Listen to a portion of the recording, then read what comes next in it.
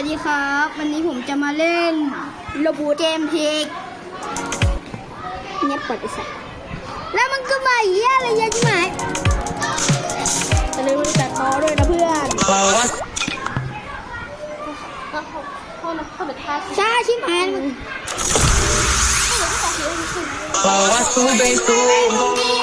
โอ้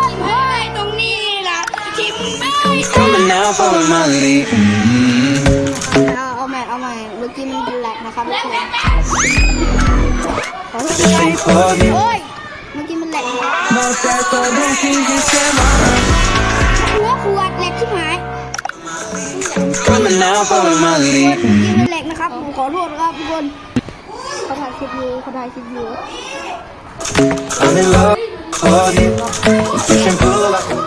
ไอ้เหี้ยขอโทษครับเอาใหม่ครับมาพาแล้วไม่ผิดบอกเดี๋ยวมาน้าพาแล้วไม่ผิดบ่ลองมาเปิดดูก็ไหนที่มูติเดี๋ยวพี่บอกอุตส่าห์รวมอาจจะไม่ใช่มันใช้เป็นกูไอ้คำเขาจะบอก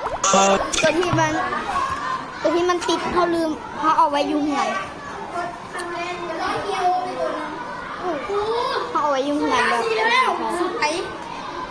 เฮ้ยคนใครเท่านี้นะครับเดี๋ยวกลับบ้านไปตัดต่อต่อ